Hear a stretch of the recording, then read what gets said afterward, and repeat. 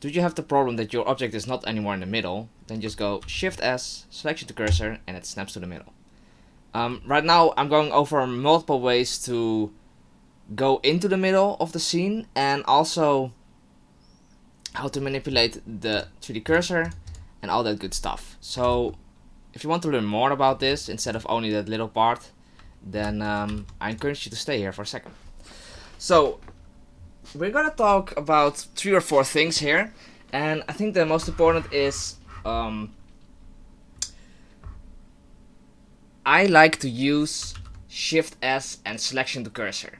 The problem is if your 3D cursor, which is this, is not in the middle, then it just snaps to here, right? So let's talk first about manipulating the 3D cursor. You see this little tab here, which is called cursor. If you click on this, you can literally drag or just click wherever you want, and your 3D cursor will be there, right? So if I want it here, and then I do Shift S, selection to cursor, then it will snap over there. Awesome. You can also go into view here, and look at our location. So this is the 3D location, by the way, the 3D cursor. So right now it is at this location. If I put everything at 0, 0, 0, 0, enter. Now it will be perfectly in the middle, because this is the middle of our scene. Shift S, selection to cursor. Bam. So those are some of the ways to manipulate your 3D cursor. You can even go into edit mode and click select a vertex, do Shift S again, and then do cursor to select it. That is even an option, right? You have a lot of things here. Cursor to selected, cursor to world origin, which is just Shift C. So if you use it a lot in Shift C, it's very handy to use. But you can just use Shift S, like I'm putting them here, Shift S, cursor to world origin, and it pops back there. Cursor to grid, it will snap to one of the grid levels there. A cursor to active, it will snap to your active element, which is now the cube.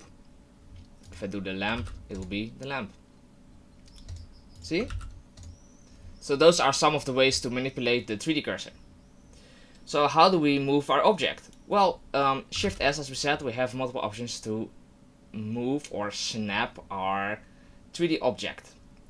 So selection to grid, selection to cursor. Selection to grid is a bit, I almost never use it. Selection to grid, it just snaps to a grid level, which I never use, and I think not a lot of people use. Selection to cursor I use always, and we already talked about that, right? Selection to cursor keep offset. Right now you don't see anything changing, right? But it's more for if you have multiple objects. So I'm gonna put another one here, select them both, and now if I do keep offset, the offset between these two will stay the same. Bam. See? If I do just to selection to cursor, then they both go inside of each other. And that is why we use selection to cursor and then keep offset.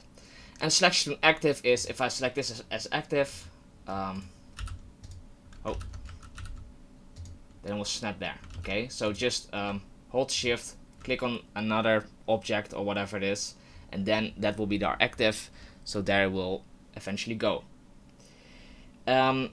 As last that I want to explain is you have this little orange thing in here, right? And every object that you have has that orange thing, which is called the origin. So let's take a UV sphere. You can see that also has an origin. Sometimes when you model a lot or you extrude a lot, the origin is not where you want. Yeah, it's just not where you want it to be. Or you're in edit mode and you move it around and now the origin is there, right? Blender sees the origin as kind of the middle of the object, right? So if I now, let's do it to the middle. I have my 3D cursor here. I want to move this object in the middle, but our origin is here, remember? So if we do Shift S and selection to cursor, then Blender sees this as the origin, right? The middle. But we moved the origin so much around that, yeah, for us it is not where we want it to be. So how do we move our origin? Well, we have another kind of shortcut key for that, and that is a kind of a long one, and that is Ctrl-Shift-Alt-C. And you can also, I think, find it here, set origin, right? But I'm doing Ctrl-Shift-Alt-C, I kind of know it already. And now you have also a multitude of options. So geometry to origin. Then the geometry will just kind of figure out what the middle of the geometry is, and then it snaps to the origin. We have origin to geometry, so now it goes the other way around. So now the origin snaps here into the middle of the geometry. We have origin to the 3D cursor, which I use a lot. So let's say I want the origin to be in the middle of this, Shift and then Shift S. So I'm gonna move our cursor to the selected. Now it will be in the middle of this plane, and now I make sure that the origin will be there. So origin to the cursor. By the way, setting your origin does not work in edit mode. It has to be in object mode. But now you can see where the cursor is, right? So if I now want this part there, here. So this can be handy for a lot of things, like maybe you want to make flowers and you just want the bottom to be the origin of the object. So yeah. What more do we have? Center of mass. Well, this is just calculating it differently where the origin will be. Okay, so you cannot really show it with a cube, but those are some of the ways which you can manipulate the origin in. So now that you know all those three things, you can move literally your object anywhere you want. Okay, you can move the origin anywhere you want, you can move this 3D cursor anywhere you want, and the object can follow those things.